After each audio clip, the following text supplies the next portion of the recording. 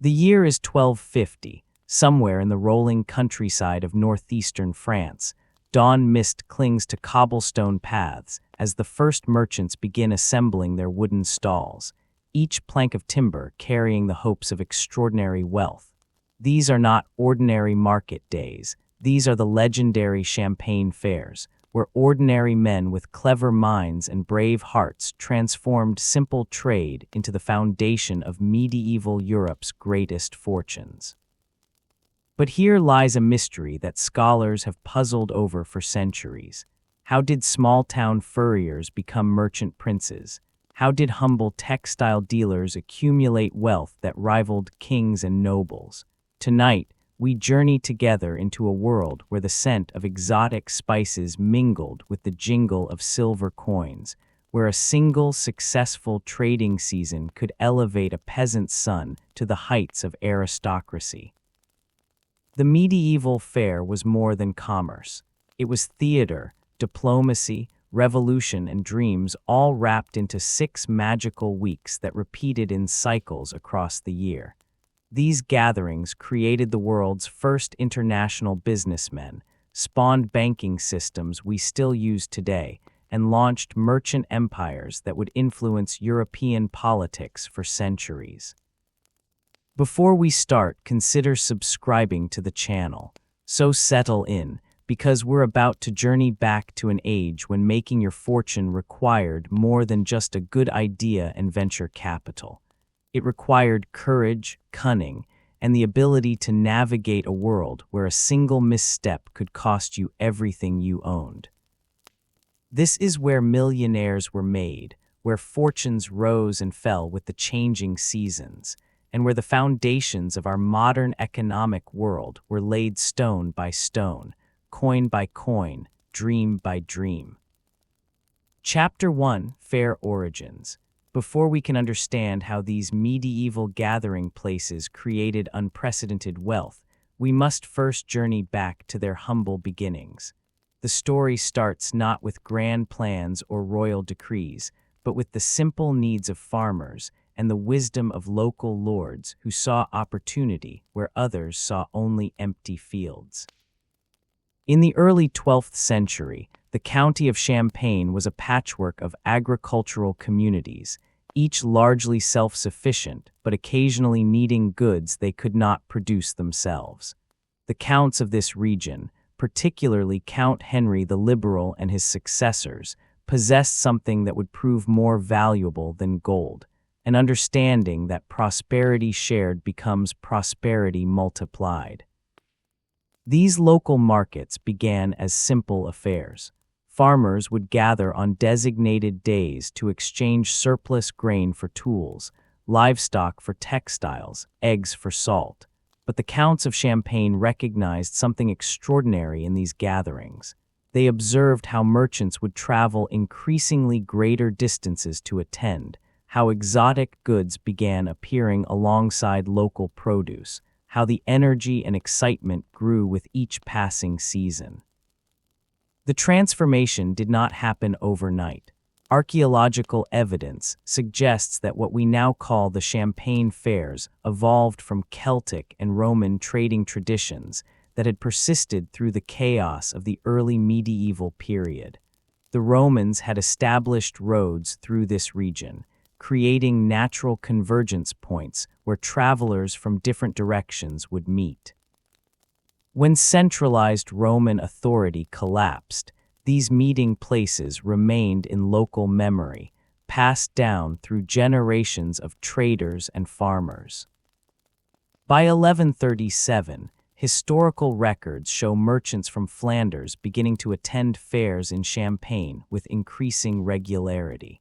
These Flemish traders brought with them wool products that were highly prized throughout Europe, but they needed something in return, and the merchants of Champagne were perfectly positioned to provide it. The region sat astride ancient trade routes that connected northern Europe with the Mediterranean world. The genius of the Champagne fair system lay not just in its location, but in its organization. The counts established a rotating cycle of 6 fairs held in 4 different towns, Troyes, Provins, Lagny, and Bar-sur-Aube. Each fair lasted approximately 6 weeks, with breaks in between to allow merchants to travel from one location to the next. This created what historians call an almost continuous market throughout the year, a revolutionary concept in medieval Europe. Each fair followed a carefully choreographed schedule that seems remarkably modern in its sophistication. The first 8 days were designated for merchant setup and the display of goods. Next came 10 days devoted entirely to cloth trading, followed by 11 days for leather goods. Finally, several days were reserved for products sold by weight, including the precious spices that commanded extraordinary prices throughout medieval Europe. But the most remarkable aspect of these early fairs was how they solved the fundamental problem of medieval commerce: trust. In an age before reliable communication, standardized currency, or enforceable contracts across political boundaries, how could merchants from different countries, speaking different languages, following different laws, conduct business worth enormous sums? The Counts of Champagne provided the answer through what historians call generalized institutional provision. Rather than granting special privileges to particular groups or nationalities, they established rules and protections that applied equally to all merchants attending their fairs. They created a police force called the Guards of the Fair, who heard complaints, enforced contracts, and banned defaulters from future participation. More importantly, they guaranteed the physical safety of merchants traveling to and from the fairs. In an age when bandits and local lords routinely robbed travelers, the Counts of Champagne negotiated treaties with neighboring rulers to protect merchant caravans. They even extended this protection beyond their own territorial boundaries, a remarkably forward-thinking policy that encouraged international participation. The Counts also established standardized weights and measures for all transactions, eliminating one of the major sources of dispute and fraud in medieval commerce. They built enormous warehouses that can still be seen today in Provins, providing secure storage for valuable goods. They regulated money-changing operations, ensuring fair exchange rates between the various currencies that merchants brought from across Europe. Perhaps most importantly, they created a legal system specifically designed for commercial disputes. The fair courts operated according to merchant law rather than feudal law, focusing on practical solutions rather than aristocratic privilege. This legal innovation was so successful that it spread throughout Europe and became the foundation of modern commercial law. The economic incentives for the Counts were substantial. They collected fees from every merchant stall, taxes on goods sold, and charges for the various services they provided. Historical records suggest that fair revenues represented a significant portion of their total income, giving them powerful motivation to ensure the fair's success. By 1190, Italian merchants had joined their Flemish counterparts in attending the Champagne fairs regularly. This marked the beginning of the fair's truly international character. The Italians brought not only goods from their own production centers, but exotic products acquired through their Mediterranean trading networks, spices from Asia, silks from Constantinople, precious metals from Africa. The presence of Italian merchants also brought financial sophistication that would transform medieval commerce. These traders were experienced in complex credit arrangements, international currency exchange, and what we would now call investment partnerships. They introduced financial instruments like bills of exchange, which allowed merchants to conduct transactions without physically transporting large quantities of coins. The scale of these early fairs was truly remarkable. Contemporary chroniclers describe merchant caravans stretching for miles along the roads leading to fair towns. The temporary populations of these communities would swell from a few thousand to tens of thousands during fair periods. Entire temporary cities sprang up around the designated fair grounds, complete with taverns, lodging houses, stables, and workshops. But success breeds imitation and competition.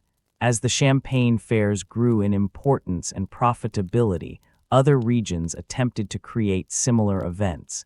England established major fairs at Stourbridge and other locations. German cities organized their own trading gatherings. Even the powerful Hanseatic League, which dominated Baltic commerce, structured some of its activities around seasonal fair cycles.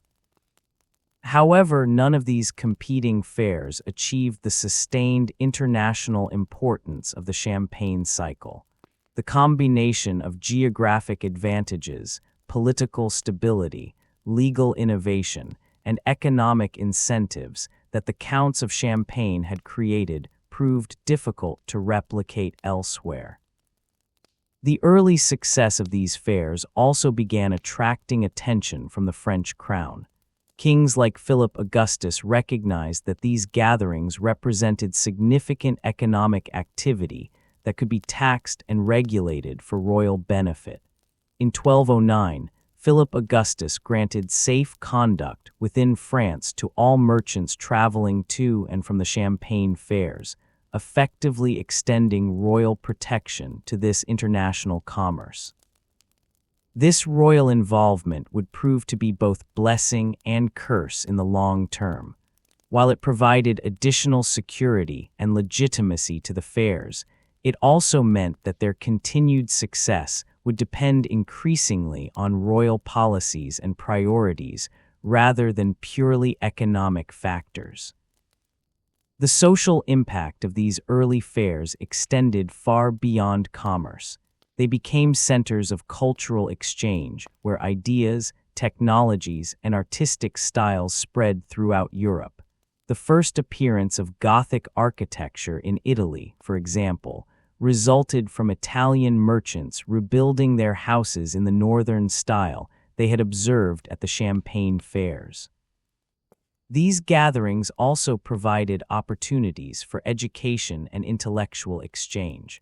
Merchants needed to become multilingual, numerate, and knowledgeable about diverse cultures and customs. The fair environment encouraged literacy, as written contracts and records became increasingly important. Some historians argue that the merchant class that emerged from these fairs helped drive the broader intellectual awakening we now call the Renaissance. The phrase "not to know your Champagne fairs" became synonymous with being ignorant of important current events. This suggests that these gatherings served as major centers of information exchange, where news, rumors, and innovations spread rapidly throughout the European merchant community. By 1200, the basic structure and character of the medieval fair system was firmly established. The foundation had been laid for the extraordinary fortunes that would be built in the centuries to follow. The stage was set for ordinary merchants to become legendary figures whose wealth and influence would rival that of kings and nobles. The transformation of simple local markets into international commercial gatherings represents one of the most remarkable economic developments of the medieval period. It demonstrates how visionary leadership, practical innovation, and favorable circumstances could combine to create opportunities for unprecedented prosperity. As we stand at this historical vantage point, looking forward toward the great fortunes that would emerge from these fairs, we can already see the elements that would make such success possible. International networks, financial innovation, legal protection, and perhaps most importantly, a culture that celebrated commercial achievement rather than merely inherited status. The foundations were in place, the systems were operating, the first tentative international connections had been established. All that remained was for ambitious individuals to recognize the potential that lay before them and to possess the courage, skill, and determination to transform that potential into legendary wealth. As twilight falls over those early fair grounds, the sounds of celebration echo through the temporary streets. Merchants count their profits, plan their next ventures, and dream of possibilities that their ancestors could never have imagined. The stage is set for fortunes that will reshape the medieval world. Chapter 2: Goods and Wealth. In the dim light of dawn, a Flemish merchant carefully unwraps a bolt of the finest wool cloth, its deep blue dye catching the morning sun like a captured sky. Across the lane, an Italian trader opens a chest filled with spices that will be worth their weight in silver. The air fills with aromas that speak of distant lands and extraordinary profits. The medieval fair was fundamentally a theater of desire, where merchants became masters of transforming basic human needs into extraordinary wealth. To understand how these gatherings created millionaires, we must examine the goods that changed hands and the economic forces that drove their incredible value. At the heart of the Champagne Fair's prosperity lay the fundamental exchange between northern and southern European production. From the north came wool and woolen cloth, products of the sheep-raising regions of England and the weaving centers of Flanders. From the south arrived spices, silk, and luxury goods that had traveled the great trade routes from Asia and Africa. This basic exchange pattern created what economists would now recognize as comparative advantage on a continental scale.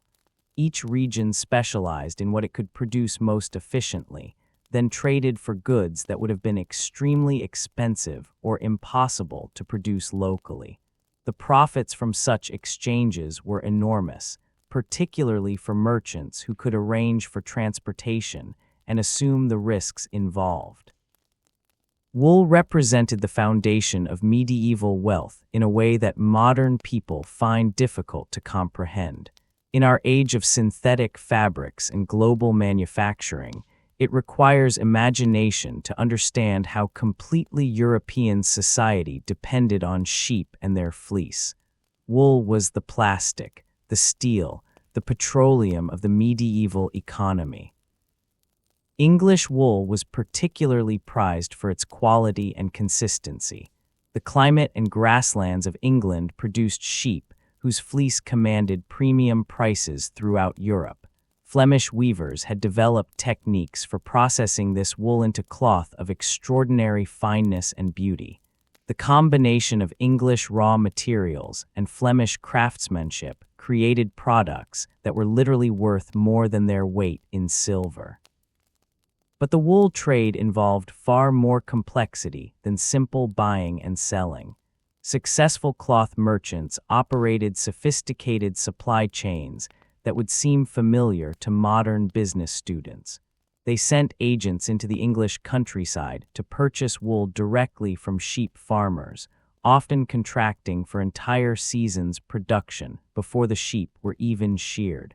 They maintained warehouses in multiple cities for storage and processing.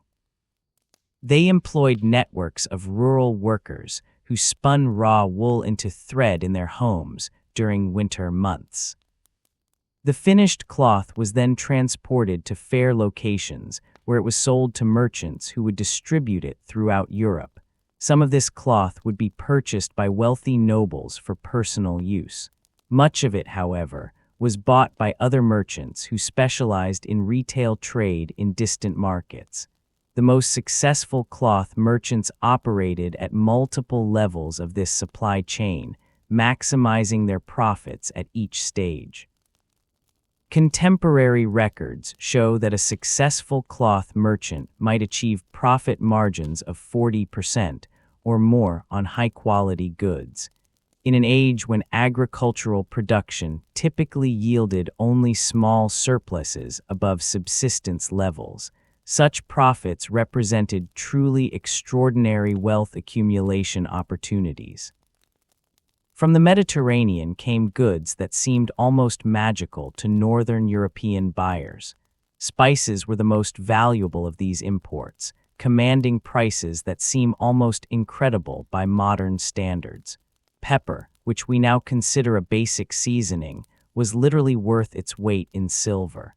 More exotic spices like saffron, cardamom, and cinnamon could command prices equivalent to a worker's annual wages for just a few ounces. The high value of spices reflected both their practical importance and their scarcity. In an age before refrigeration, spices were essential for food preservation and for making stored meat palatable. They also served medicinal purposes, as medieval medicine relied heavily on herbal remedies. Most importantly, spices were status symbols that demonstrated wealth and sophistication. But spices represented only one category of luxury goods that created medieval fortunes. Silk fabric from Constantinople commanded extraordinary prices in northern Europe, where no one knew the secrets of silk production. A single silk garment might cost more than a peasant family's lifetime earnings. Precious metals and gems from Africa and Asia created opportunities for enormous profits for merchants with the connections and capital to participate in these trades. The profit potential in luxury goods was matched by their risks. A merchant might invest his entire fortune in a single shipment of spices or silk, gambling that he could transport these goods safely to markets where they would command premium prices. Pirates, bandits, storms, and political upheavals could destroy such investments completely, but successful ventures could multiply a merchant's wealth several times over. Furs represented another category of goods that generated substantial wealth at medieval fairs. From the forests of northern Europe and Russia came marten, ermine, and vair processed squirrel fur that were essential for winter clothing and luxury garments. The finest furs were reserved for nobility and wealthy merchants, creating markets where individual pelts might sell for more than a craftsman's annual income. The fur trade required merchant networks that extended far beyond the fair locations. Fur traders maintained relationships with trappers and hunters scattered across vast wilderness areas. They needed specialized knowledge about fur quality, seasonal availability, and storage techniques. Most importantly, they required substantial capital to purchase furs during the brief trapping seasons and hold them until the major fair periods when demand was highest. Metalwork represented another significant category of fair goods. Iron tools and weapons from the smithies of Germany and northern Italy commanded good prices throughout Europe. More valuable were decorative metalwork items, jewelry, religious artifacts, and household goods made from silver and gold. The most skilled metalworkers could command prices that made them wealthy artisans, while the merchants who distributed their products could accumulate even greater fortunes. Leather goods formed a major component of fair commerce. Everything from horse harnesses to clothing to storage containers was made from leather in medieval Europe. Each fair reserved specific days for leather trading, reflecting the volume and importance of this commerce. Successful leather merchants needed knowledge of animal husbandry, tanning processes, and manufacturing techniques, as well as the usual commercial skills. But perhaps the most important goods traded at medieval fairs were not physical products at all, but financial services. As the fairs grew in scale and international scope, merchants increasingly needed ways to conduct transactions without physically transporting large quantities of coins. The solutions they developed revolutionized medieval commerce and created new categories of wealth accumulation. Bills of exchange allowed merchants to deposit money in one location and withdraw equivalent value in another location, often in different currency.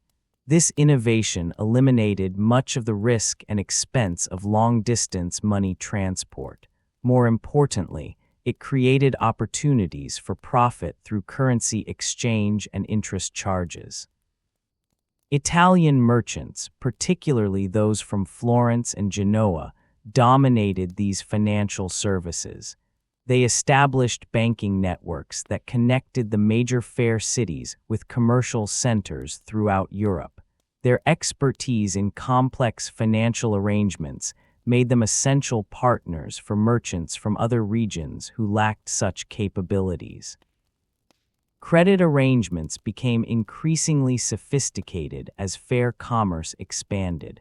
Merchants could borrow money to purchase goods, with repayment scheduled for future fairs when their merchandise had been sold.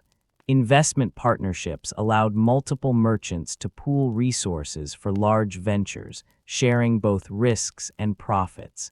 Insurance contracts protected against losses from theft, shipwreck, or other disasters. These financial innovations created new categories of wealth that had no physical basis. A merchant who specialized in money changing and credit arrangements could accumulate enormous wealth without ever touching physical goods. His inventory consisted of debts, credits, currency exchange differentials, and risk management contracts. The concentration of so much valuable commerce in temporary fair locations created opportunities for service providers who understood how to support merchant activities. Innkeepers, stable masters, warehouse operators, and security providers could all accumulate substantial wealth by serving the needs of traveling merchants. Food service represented a particularly lucrative opportunity. Merchants traveling to fairs needed meals and accommodation for themselves and their employees. During major fair periods, demand for food and lodging far exceeded local supply, allowing service providers to charge premium prices. Some inn-operators accumulated enough wealth to become merchants themselves. Transportation services also generated significant profits. Moving heavy goods over medieval roads required specialized equipment and expertise. Successful transport operators invested in wagons, pack animals, and route knowledge that allowed them to offer reliable service to merchant clients. The most successful expanded their operations to provide comprehensive logistics support for international traders. The concentration of wealth at medieval fairs created markets for goods that existed nowhere else. Artistic works, rare books, exotic foods, and luxury items that would have found no buyers in ordinary communities could command high prices when wealthy merchants gathered together. This created opportunities for specialized traders who understood how to serve these unique markets. Record-keeping became increasingly important as fair commerce grew more complex. Merchants needed accurate accounts of their transactions, inventory levels, profit margins, and credit arrangements. Those who developed superior accounting methods gained significant competitive advantages. Some specialized in providing record-keeping services to other merchants, creating consulting businesses that generated substantial income. Language skills represented another form of valuable expertise. As fairs became more international, merchants who could communicate in multiple languages found themselves in high demand as translators and negotiators. Some developed this expertise into lucrative consulting practices, charging fees for helping merchants navigate the cultural and linguistic complexities of international trade. Quality assessment skills were essential for success in luxury goods trading. A merchant needed to distinguish genuine silk from imitations, evaluate the quality of different spices, assess the grade of furs and leather. Expertise in these areas could mean the difference between huge profits and devastating losses. Some merchants developed reputations as expert evaluators, charging fees for their assessment services. The seasonal nature of fair commerce created opportunities for merchants who understood how to manage inventory and cash flow across irregular cycles. Success required maintaining adequate working capital during slow periods, anticipating demand patterns, and timing purchases and sales for maximum advantage. Merchants who mastered these skills could achieve profits that far exceeded those of their less sophisticated competitors. Risk management became increasingly sophisticated as fair commerce expanded. Successful merchants developed strategies for diversifying their investments, managing currency fluctuations, and protecting against political disruptions. Some specialized in providing risk management services to other merchants, essentially creating medieval insurance companies. The accumulation of wealth through fair commerce created demands for new types of goods and services. Wealthy merchants wanted fine houses, elaborate clothing, expensive food, and luxury transportation. This created secondary markets that provided opportunities for additional wealth accumulation by those who understood how to serve these newly prosperous customers. Information became a valuable commodity in its own right. Merchants who maintained extensive networks of contacts could learn about market conditions, political developments, and trade opportunities before their competitors. Some developed information gathering into profitable enterprises, selling market intelligence to other merchants. The complexity and scale of fair commerce created opportunities for specialization that would have been impossible in smaller local markets. A merchant could focus entirely on a single category of goods or a specific type of service, developing expertise that commanded premium prices. This specialization allowed for profit margins that generalist merchants could never achieve. As we survey the vast array of goods and services that created medieval wealth, we begin to understand how ordinary individuals could accumulate extraordinary fortunes. The key lay not simply in buying and selling, but in understanding how to create value through specialization, innovation, and superior service. The most successful merchants were those who saw opportunities that others missed and possessed the courage and skill to transform those opportunities into legendary wealth. As the sun sets over the bustling fair grounds, merchants secure their goods and count their profits. Tomorrow will bring new opportunities, new risks, and new possibilities for those bold enough to pursue them. The foundation of medieval fortunes is built on understanding what people desire and finding ways to provide it better than anyone else. Chapter 3: Merchant Fortunes. Deep in the shadows of a Florentine palazzo, candlelight flickers across ledgers filled with figures that would make modern billionaires envious. This is the private office of a medieval merchant prince, a man who transformed clever trading into wealth that rivals kingdoms. The creation of extraordinary individual fortunes through medieval trade represents one of history's most remarkable examples of social mobility. To understand this transformation, we must examine specific individuals who leveraged fair commerce into legendary wealth, studying their methods, their innovations, and the circumstances that made their success possible. Jacques Coeur stands as perhaps the most extraordinary example of medieval wealth accumulation through trade. Born around 1395 in Bourges, France, the son of a modest furrier, Coeur would become so wealthy that contemporaries struggled to comprehend his fortune. His story illuminates the pathways by which medieval merchants could achieve wealth that exceeded that of nobles and even kings. Coeur's rise began with a strategic marriage to Massé de Léodpart, daughter of the provost of Bourges. This alliance provided him with social connections and initial capital, but his extraordinary success resulted from his understanding of how to leverage the international trading networks centered on the great fairs. He recognized that the key to massive wealth lay not in local trade, but in connecting distant markets where price differentials could generate enormous profits. His breakthrough came through involvement with the Levantan trade. Kerr established direct commercial relationships with merchants in Damascus and other eastern Mediterranean cities, bypassing traditional intermediaries and capturing their profit margins for himself. He imported silk, spices, and precious goods from the East, then distributed them throughout France and Northern Europe through the established fair networks.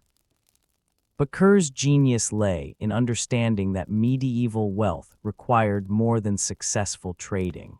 He recognized that political connections were essential for protecting and expanding commercial activities. When King Charles VII appointed him Master of the Mint in 1436, Kerr gained access to royal financial operations and exclusive knowledge about monetary policy that he could use to advantage his private trading activities. As royal banker and member of the King's Council, Kerr was positioned to learn about political developments before they became public knowledge. He could anticipate changes in trade policies, military campaigns, and diplomatic arrangements that would affect commercial opportunities. This insider information allowed him to make investment decisions with far greater accuracy than competitors who lacked such connections. Kerr's wealth accumulation strategy demonstrates the importance of vertical integration in medieval commerce. Rather than simply buying and selling goods, he controlled multiple stages of the supply chain. He owned ships that transported merchandise, warehouses that stored goods, and retail establishments that sold to final customers. He employed over 300 agents throughout Europe, creating a business network that operated like a medieval multinational corporation. His financial innovations were equally important. Kerr developed sophisticated credit arrangements that allowed him to conduct business on a scale that would have been impossible if limited to his personal capital. He extended credit to noble customers who needed luxury goods but lacked immediate cash. He invested in partnership arrangements with other merchants, pooling resources for ventures too large for any individual to undertake alone. The scale of Kerr's wealth becomes apparent through contemporary records of his properties and expenditures. He built magnificent houses throughout France, including the extraordinary Palais Jacques Coeur in Bourges that remains one of medieval Europe's finest architectural monuments. He founded colleges in Paris, Montpellier, and Bourges. He built chapels and sponsored religious artwork. His expenditures on personal luxury rivaled those of the wealthiest nobility. Kerr's fortune was so vast that he became the creditor to King Charles VII and many members of the royal court. This relationship provided him with additional security and influence, but ultimately contributed to his downfall when political circumstances changed. His wealth made him a target for envious nobles who resented the success of a merchant's son. The Medici family of Florence represents another extraordinary example of wealth accumulation through medieval commerce. The Medici banking empire, established by Giovanni di Bicci de' Medici in 1397, grew to dominate European finance for over a century. At their height, the Medici were considered the wealthiest family in Europe, with financial resources that exceeded those of most kingdoms. The Medici's success was built on understanding how to profit from the financial services that medieval fairs required. As commerce became increasingly international and complex, merchants needed sophisticated banking services, currency exchange, credit arrangements, letters of credit, and investment partnerships. The Medici provided these services on a scale and with a level of sophistication that had no equal. Their innovation in developing the double-entry bookkeeping system gave them unprecedented accuracy in tracking complex financial arrangements. This accounting innovation allowed them to identify profit opportunities and manage risks with precision that their competitors could not match. More importantly, it enabled them to scale their operations to a size that would have been impossible without accurate financial controls. The Medici banking network eventually extended throughout Europe, with branches in major commercial centers from London to Constantinople. Each branch was staffed with family members or trusted associates who could make local decisions while maintaining overall strategic coordination. This network allowed them to provide financial services to merchants operating at the great fairs while simultaneously conducting their own trading operations. Their wealth accumulation strategy demonstrates the power of combining commerce with political influence. The Medici used their financial resources to gain political power in Florence, then used that political power to protect and expand their commercial interests. They eventually produced 4 popes and numerous political leaders, creating a legacy that extended far beyond mere wealth.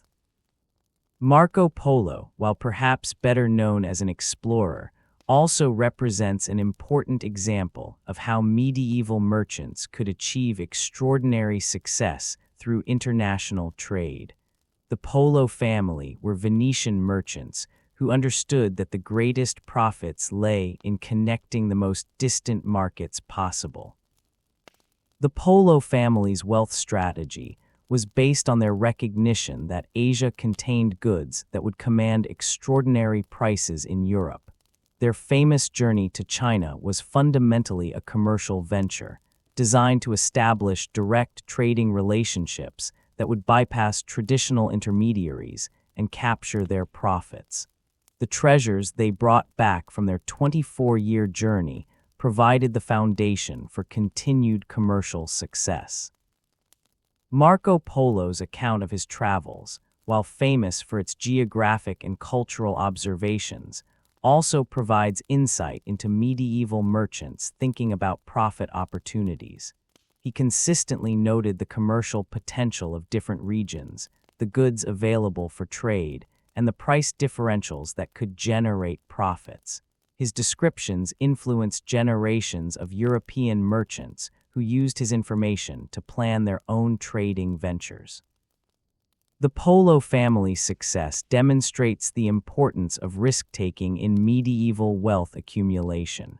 Their decision to undertake a journey that would last over 2 decades, traveling thousands of miles through dangerous territory, represented an enormous gamble. But the potential profits from successful completion of such a venture were so great that the risks were justified. After returning from China, Marco Polo continued his commercial activities, accumulating considerable wealth through more conventional trading operations. His international experience and connections provided him with competitive advantages that other Venetian merchants could not match. He married well and established his family among Venice's merchant aristocracy.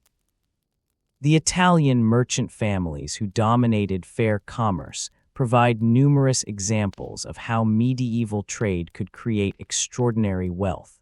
The Bardi and Peruzzi companies of Florence operated on scales that were unprecedented for their time. The Bardi company's assets in 1335 were 4.5 times larger than the net receipts of the English crown nearly a century later. These companies achieved their size and profitability through innovations in business organization that would seem familiar to modern corporations. They established branch offices throughout Europe, employed hundreds of agents, developed sophisticated accounting systems, and created internal structures for managing complex operations across vast distances. Their wealth accumulation strategies combined commerce with finance in ways that multiplied profit opportunities. They provided banking services to other merchants, extended credit for large commercial ventures, managed currency exchanges, and invested in trading partnerships. This diversification allowed them to profit from multiple aspects of medieval commerce while managing risks through portfolio diversification. The scale of their operations required capital resources that no individual merchant could possess. They developed techniques for attracting investment from multiple sources, creating what we would now recognize as investment funds. Wealthy individuals could invest capital in these companies and receive returns based on overall company performance.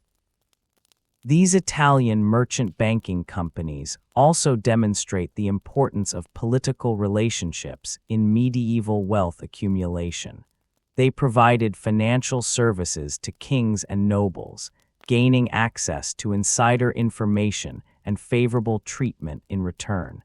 They sometimes influenced political decisions that affected commercial opportunities, using their wealth to shape the environment in which they operated.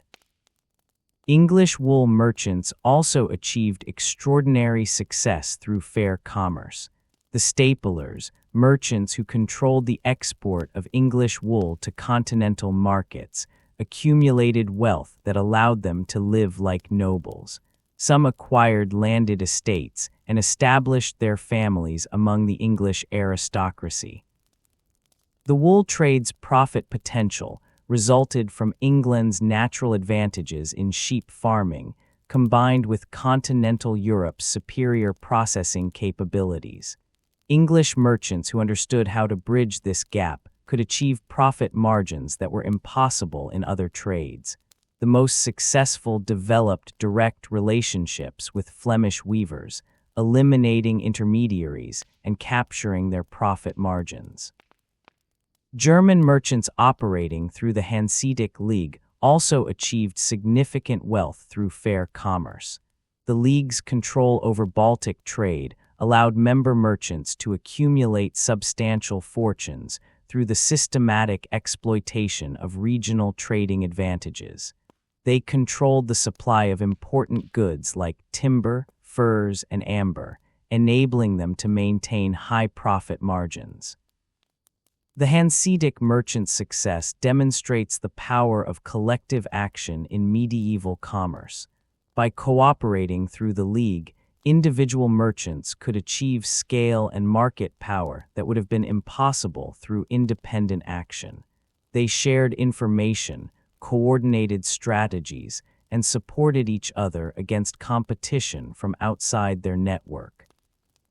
French merchants who specialized in luxury goods also achieved remarkable success.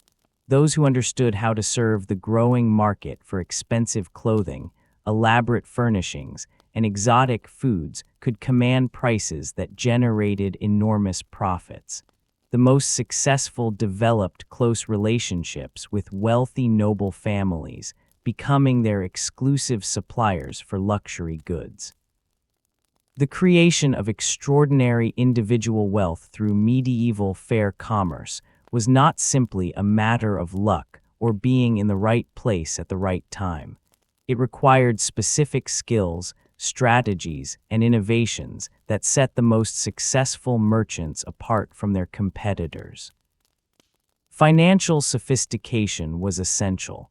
The merchants who achieved the greatest wealth were those who understood how to use credit, manage currency risks, and structure complex investment arrangements. They needed to master accounting techniques that allowed accurate tracking of complicated transactions. They had to develop capabilities in risk assessment and portfolio management. International perspective was equally important.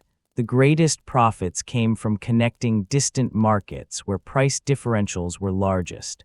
This required understanding of different cultures, languages, and commercial practices. Successful merchants needed networks of contacts and agents throughout Europe and beyond. Political sophistication proved crucial for protecting and expanding wealth.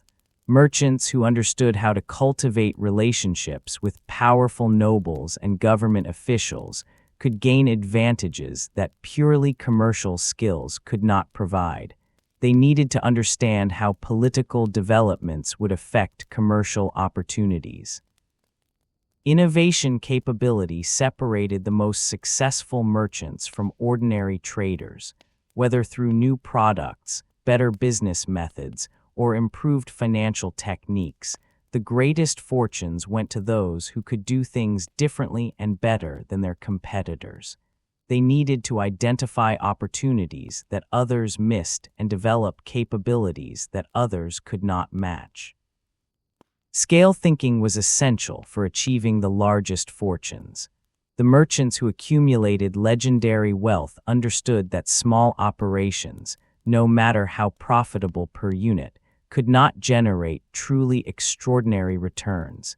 They needed to develop systems and organizations capable of handling volume and complexity far beyond what individual craftsmen or local traders could manage. As midnight approaches in these merchant palaces, the wealthy traders plan their next ventures by lamplight. They understand that extraordinary wealth requires extraordinary efforts, extraordinary risks, and extraordinary vision. Tomorrow brings new opportunities for those bold enough to pursue them. Chapter 4: Economic Regulation. In the pre-dawn darkness of a fair morning, the guards of the fair patrol between merchant stalls, their presence a silent reminder that this temporary city operates under laws designed not for feudal privilege, but for commercial success. These are the guardians of trust in an age when trust could mean the difference between fortune and ruin. The creation of extraordinary medieval wealth through fair commerce was possible only because of sophisticated regulatory systems that solved fundamental problems of international trade. To understand how merchants could accumulate legendary fortunes, we must examine the legal, financial, and administrative innovations that made large-scale medieval commerce feasible. The most remarkable aspect of medieval fair regulation was how it transcended the normal limitations of feudal law. In an age when legal systems were based on personal relationships, local customs, and aristocratic privilege, the fairs operated according to commercial principles that prioritized efficiency and fairness over social status. The development of merchant law, or lex mercatoria, represented a revolutionary approach to legal regulation. Rather than applying existing feudal legal concepts to commercial disputes, fair organizers created entirely new legal frameworks specifically designed to serve the needs of international commerce. This legal innovation was so successful that it became the foundation for modern commercial law throughout Europe. Merchant law prioritized practical solutions over theoretical principles. When disputes arose between traders, the goal was to reach resolutions that would allow commerce to continue, rather than to establish aristocratic precedents or enforce religious doctrine. Fair courts focused on determining facts, assessing damages, and ordering remedies that served commercial rather than feudal purposes. The enforcement mechanisms for merchant law demonstrate sophisticated understanding of commercial incentives. Rather than relying on physical punishment or aristocratic authority, fair organizers used exclusion from future trading as their primary enforcement tool. A merchant who defaulted on obligations or engaged in fraudulent practices could be banned from attending fairs, effectively destroying his commercial prospects. This exclusion system was remarkably effective because medieval merchants depended on reputation for their success. In an age without modern communication systems or credit reporting, a merchant's reputation was his most valuable asset. The threat of permanent damage to reputation through fair exclusion provided powerful incentives for honest dealing. The courts also maintained detailed records of judgments and penalties that were shared among different fair locations. A merchant banned from one fair would find himself excluded from others as well, making enforcement truly international in scope. This coordination among different jurisdictions was unprecedented in medieval Europe. Standardization of weights and measures represents another crucial regulatory innovation. In an age when every locality used different systems of measurement, the confusion and opportunities for fraud were enormous. Fair organizers established uniform standards that applied to all transactions, eliminating a major source of dispute and uncertainty. The enforcement of measurement standards required constant vigilance and sophisticated administrative systems. Fair officials maintained master sets of weights and measures that served as references for all commercial transactions. Merchants were required to verify their measuring equipment against these standards before being permitted to trade. Penalties for using false weights or measures were severe. Contemporary records show merchants being fined heavily for measurement violations, with confiscated goods becoming property of fair authorities. Repeat offenders faced permanent exclusion from fair participation, destroying their commercial prospects. The standardization system extended beyond simple weights and measures to include quality standards for various categories of goods. Cloth merchants were required to meet specific standards for thread count, dye consistency, and finishing quality. Spice dealers had to guarantee purity and authenticity of their products. These quality controls protected buyers and maintained confidence in fair commerce. Currency regulation represented perhaps the most complex challenge facing fair organizers. Medieval Europe used hundreds of different coins issued by various kings, nobles, cities, and religious authorities. The value relationships among these currencies were constantly changing, creating enormous opportunities for fraud and confusion. Fair authorities developed sophisticated systems for managing currency exchanges. They licensed money changers who were required to post bonds guaranteeing honest dealing. Exchange rates were posted publicly and updated regularly based on market conditions. Disputes over currency values were handled by specialized courts with expertise in monetary matters. The regulation of money changing went beyond simple exchange rate determination. Fair authorities investigated the background and financial capabilities of prospective money changers, requiring evidence of adequate capital and honest dealing. They monitored exchange activities continuously, watching for signs of manipulation or fraud. The development of bills of exchange required even more sophisticated regulatory approaches. These financial instruments allowed merchants to conduct transactions without physically transporting coins, but they created new opportunities for fraud and default. Fair authorities developed legal frameworks for enforcing bill payments and resolving disputes over financial instruments. Credit regulation became increasingly important as fair commerce expanded. Merchants needed access to credit for financing their trading activities, but lenders needed protection against defaults. Fair authorities developed standardized contract forms and enforcement procedures that balanced the needs of borrowers and lenders. The courts maintained detailed records of credit agreements and payment histories. Merchants who consistently honored their obligations gained reputations that made future credit easier to obtain. Those who defaulted faced not only immediate legal consequences, but also long-term damage to their commercial prospects. Price regulation presented unique challenges in medieval fair commerce. While fair authorities wanted to prevent price manipulation and fraud, they also needed to allow market forces to operate effectively. Their solutions demonstrate remarkable sophistication in understanding market economics. Rather than fixing prices directly, fair authorities focused on ensuring fair dealing and preventing manipulation.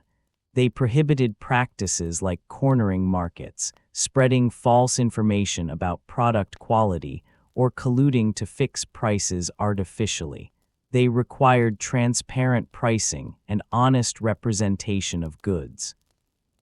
The regulation of trading schedules shows careful attention to fairness and efficiency. Each fair operated according to a predetermined schedule that allocated specific days to different categories of goods. This prevented larger merchants from monopolizing prime trading times and ensured that all participants had equal opportunities to conduct business. The scheduling system also prevented conflicts between merchants selling competing goods. By separating cloth trading from leather trading, and both from spice trading, fair organizers minimized direct confrontations and allowed each category of merchant to focus on their specialties without interference. Security regulation was essential for protecting the enormous wealth concentrated at fair locations. Fair authorities maintained police forces, established secure storage facilities, and negotiated safe passage agreements with neighboring jurisdictions. They understood that merchants would not attend fairs if they could not be confident about the safety of their persons and property. The security arrangements extended far beyond the physical boundaries of fair locations. Fair authorities negotiated treaties with neighboring lords guaranteeing safe passage for merchants traveling to and from fairs. They sometimes provided armed escorts for particularly valuable shipments. These security measures were so effective that fair routes became some of the safest travel corridors in medieval Europe. Dispute resolution systems demonstrate remarkable innovation in medieval legal thinking. Rather than applying existing legal procedures designed for land disputes or feudal obligations, fair authorities created entirely new approaches specifically tailored to commercial needs. Fair courts operated with speed and efficiency that was unknown in other medieval legal systems. Commercial disputes were resolved within days rather than months or years. Procedures were simplified to focus on essential facts rather than complex legal technicalities. The goal was to restore normal commercial relationships as quickly as possible. The courts also developed specialized expertise in different types of commercial disputes. Some judges specialized in currency matters, others in quality disputes, still others in credit arrangements. This specialization allowed for more informed decisions and more practical solutions. Appeal procedures were designed to balance the need for fair treatment with the requirement for quick resolution. Merchants could appeal decisions to higher authorities, but appeal processes were streamlined to prevent lengthy delays that would disrupt commerce. The emphasis was on reaching final resolutions quickly rather than on elaborate procedural safeguards.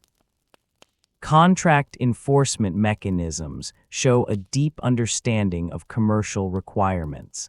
Fair authorities recognized that merchants needed confidence that their agreements would be honored, but they also understood that excessive rigidity could prevent beneficial modifications when circumstances changed.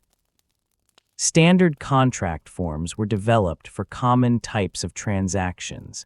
These forms incorporated lessons learned from previous disputes and provided clear guidance about rights and obligations. They reduced the likelihood of misunderstandings while protecting the legitimate interests of both parties. The authorities also developed procedures for modifying contracts when circumstances changed. Rather than requiring strict adherence to original terms regardless of changed conditions, they allowed reasonable modifications that served the interests of both parties. This flexibility prevented minor changes in circumstances from destroying beneficial commercial relationships. Partnership regulation addressed the unique challenges of joint commercial ventures. Medieval merchants increasingly operated through partnerships that pooled resources and shared risks, but these arrangements created complex legal issues about profit sharing, decision-making authority, and liability for debts. Fair authorities developed standard partnership forms that addressed common issues and provided clear guidance about partner rights and obligations. They established procedures for resolving partnership disputes and mechanisms for dissolving partnerships when they were no longer beneficial. The regulation of agency relationships was equally important. Successful merchants operated through networks of agents in different locations, but these arrangements created questions about authority, liability, and accountability.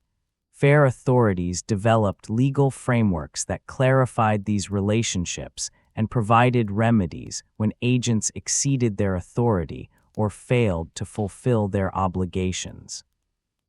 Quality control systems demonstrate remarkable attention to maintaining consumer confidence. Fair authorities understood that the success of their events depended on buyers' confidence that goods would meet promised standards. They developed inspection systems and enforcement mechanisms that protected consumers while allowing merchants to compete on quality. Inspection procedures were standardized across different fair locations. Goods were examined according to established criteria, with inspectors trained to recognize quality levels and identify defects. Merchants whose goods failed inspection faced penalties ranging from reduced prices to exclusion from trading.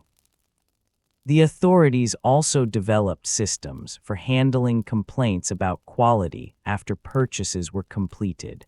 Buyers who discovered defects could return to fair authorities for remedies, including partial refunds or replacement goods.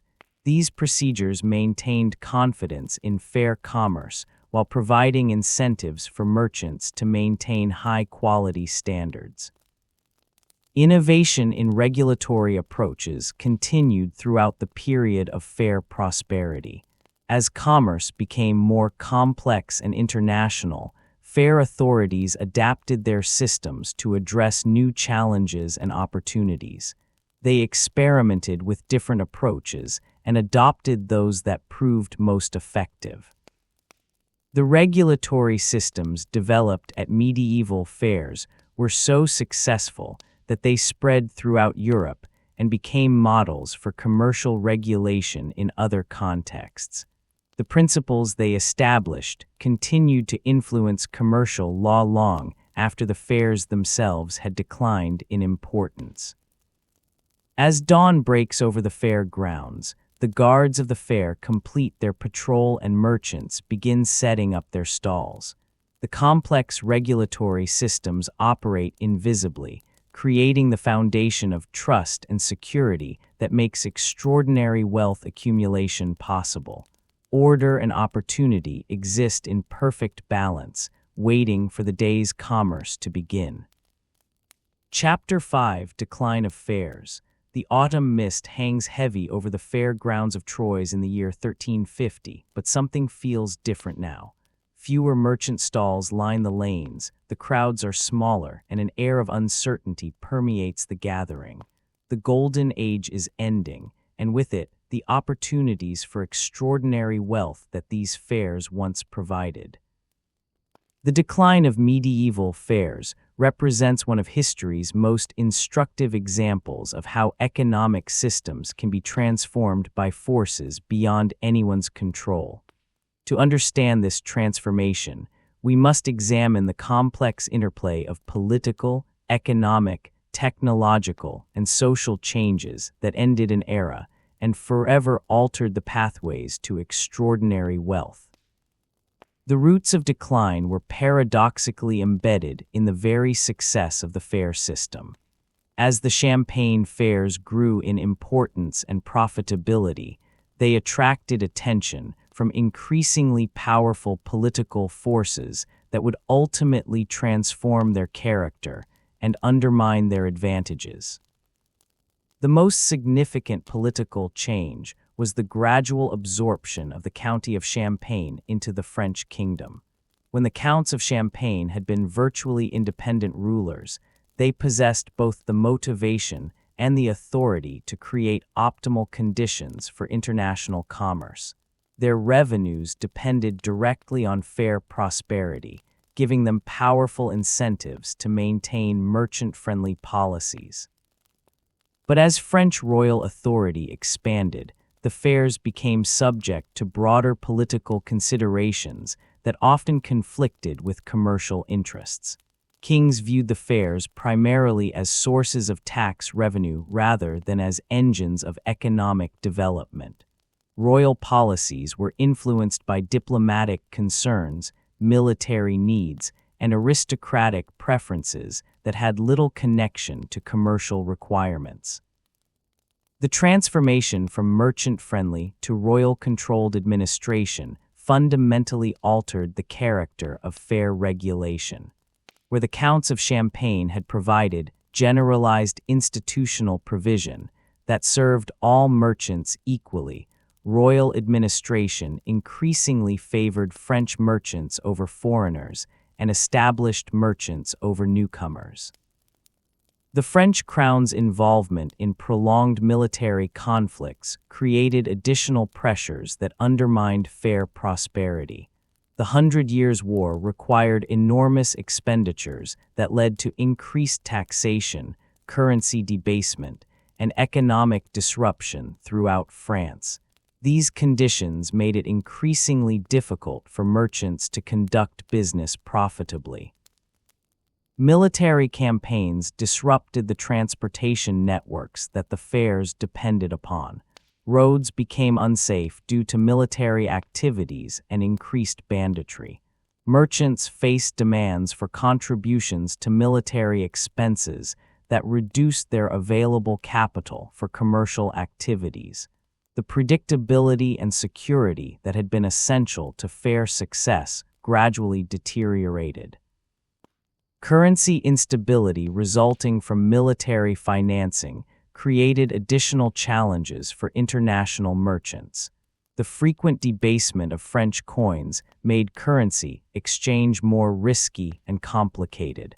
Merchants found it increasingly difficult to calculate profits accurately or to maintain confidence in the value of their holdings. The development of alternative trade routes represented another fundamental challenge to fair prosperity. As maritime technology improved and political conditions became more stable in other regions, merchants discovered that they could bypass the overland routes that connected through the Champagne fairs. The growth of direct maritime trade between northern and southern Europe eliminated much of the comparative advantage that the Champagne fairs had enjoyed. Italian merchants could sail directly to London, Bruges, and other northern ports rather than traveling overland through France. This maritime trade was often faster, safer, and less expensive than the traditional overland routes. The development of permanent markets in major cities provided another alternative to seasonal fairs.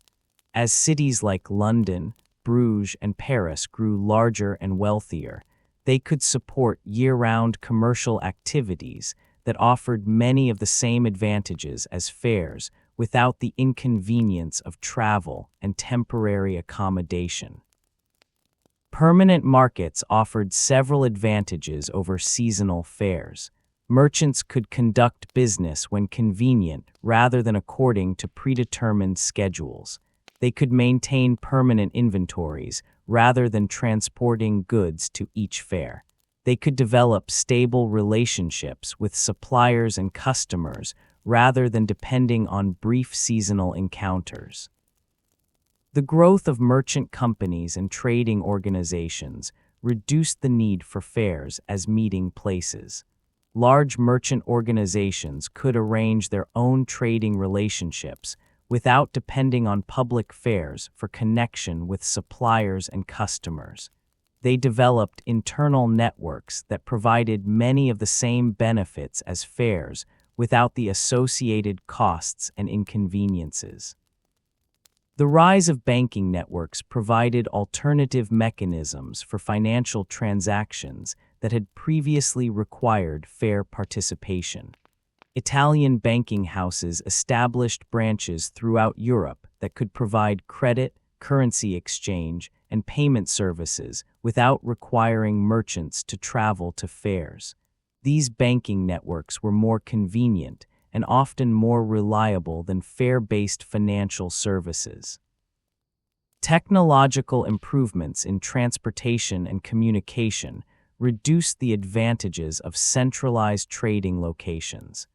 Better roads, improved navigation techniques, and more reliable vehicles made it easier for merchants to travel directly to their desired destinations rather than depending on intermediate gathering points.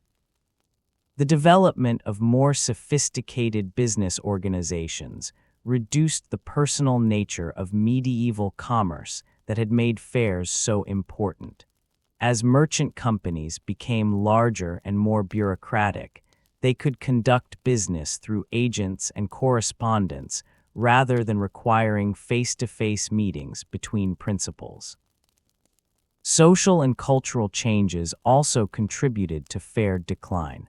As wealth became more concentrated in urban areas, the rural locations that had been optimal for medieval fairs became less attractive to increasingly sophisticated merchants. Wealthy traders preferred the amenities and services available in major cities to the temporary accommodations provided at fair locations. The rise of permanent luxury markets in major cities provided wealthy customers with alternatives to fair shopping. Rather than waiting for seasonal fairs to purchase expensive goods, wealthy nobles and merchants could find luxury items available year-round in established urban markets.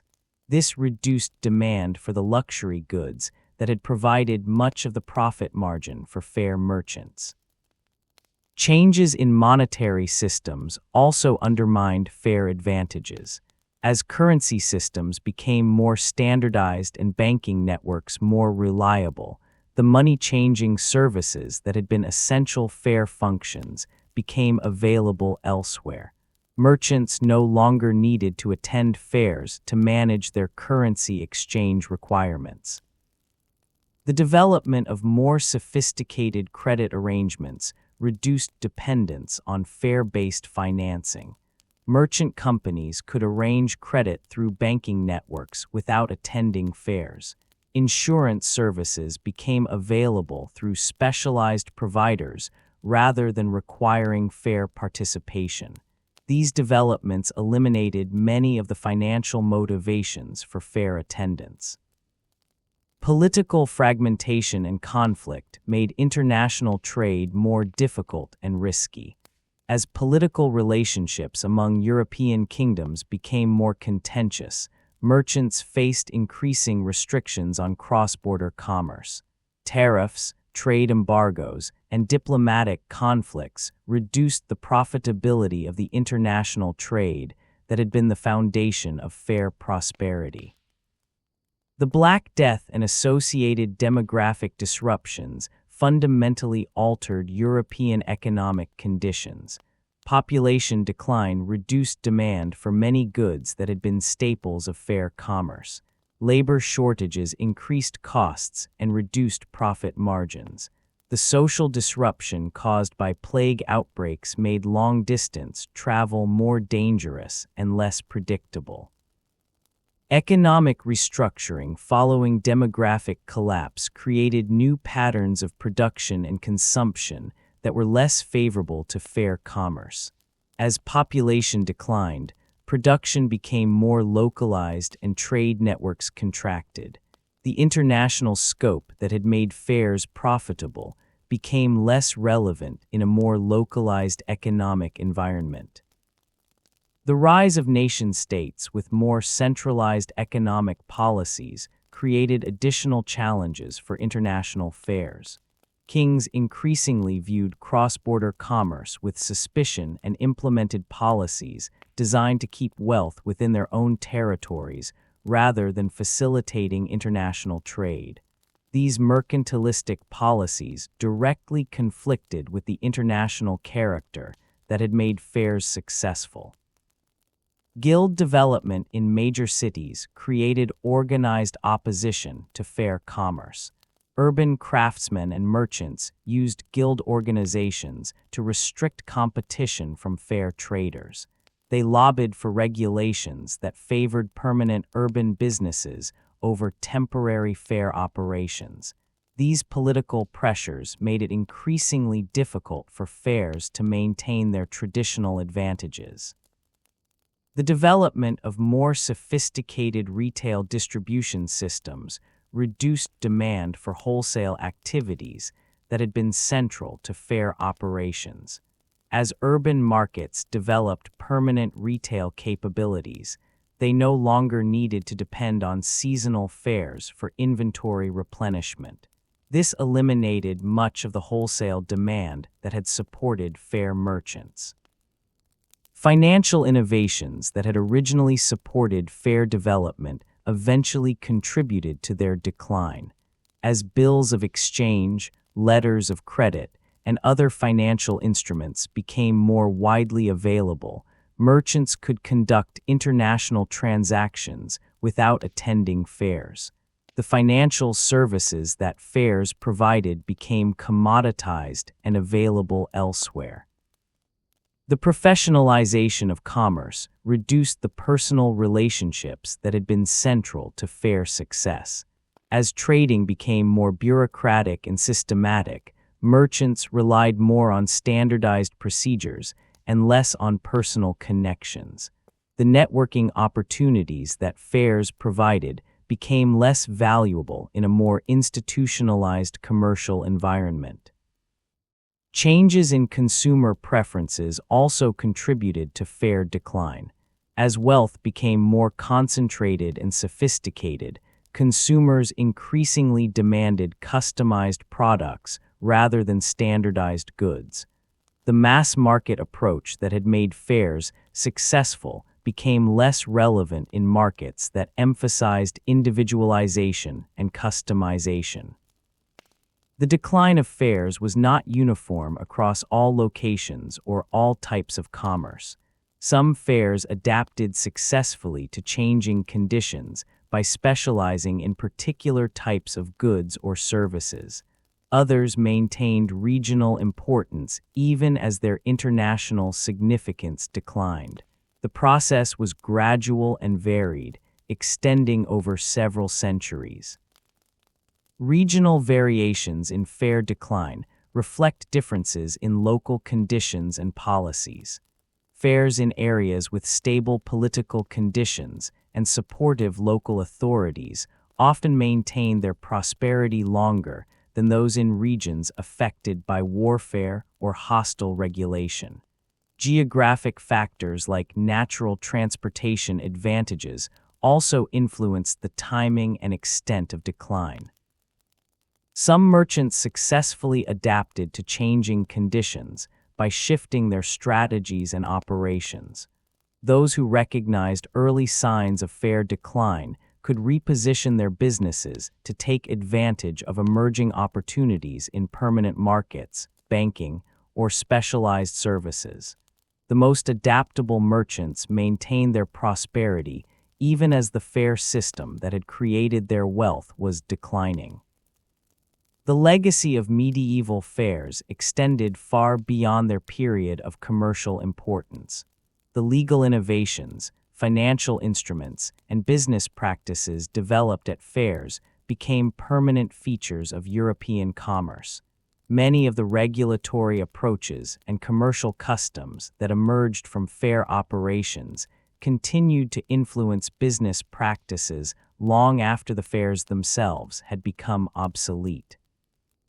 As evening falls over the diminished fair grounds, the remaining merchants pack their goods with a sense of finality. An era is ending, and with it, the particular pathway to extraordinary wealth that these gatherings had provided. But the innovations, skills, and systems they created will live on, waiting to be discovered and applied by new generations of entrepreneurs in different times and circumstances. As we reach the end of our journey through the golden age of medieval fairs, we find ourselves looking back across centuries at a world that seems both foreign and remarkably familiar. These temporary cities of canvas and wood, where merchants gathered to transform simple goods into legendary fortunes, created innovations and opportunities that echo through our modern economy. The story of medieval fairs teaches us that extraordinary wealth has always required more than simple buying and selling. The merchants who achieved legendary success understood that prosperity comes from solving problems, creating connections, and providing value in ways that others cannot or will not match. They recognized opportunities where others saw only obstacles, and they possessed the courage to act on their vision even when the risks seemed overwhelming. Jacques Coeur, rising from the son of a furrier to become wealthier than kings, demonstrates that social mobility has always been possible for those who combine intelligence with determination. The Medici family, transforming banking from a simple service into a continental empire, shows us that innovation in business methods can create advantages that last for generations. Marco Polo, turning travel and curiosity into commercial success, reminds us that understanding the world beyond our immediate experience opens doors to extraordinary opportunities. But perhaps most importantly, the medieval fair system teaches us that sustainable prosperity requires trust, regulation, and cooperation.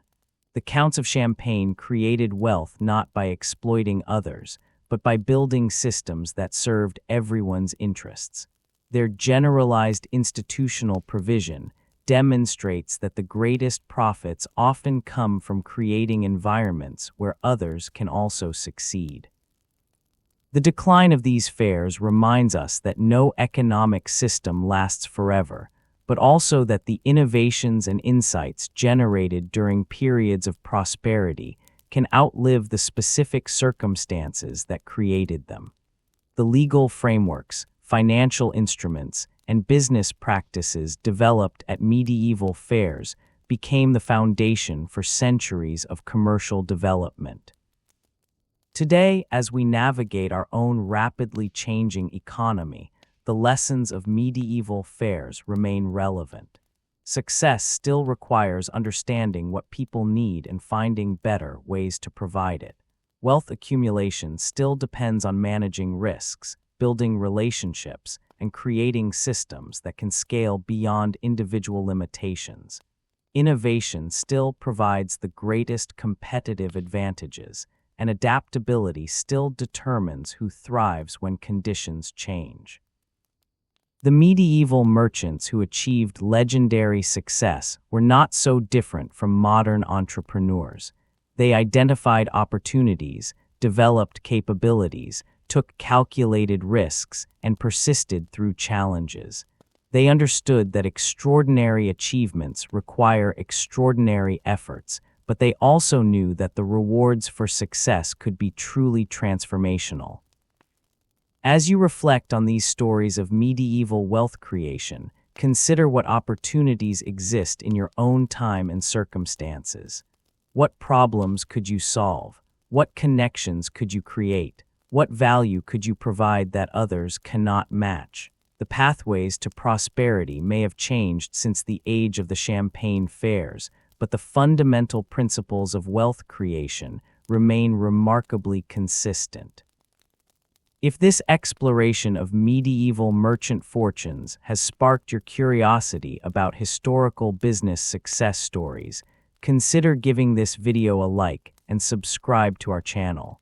Your engagement helps us continue creating content that illuminates the timeless principles of wealth creation and business success.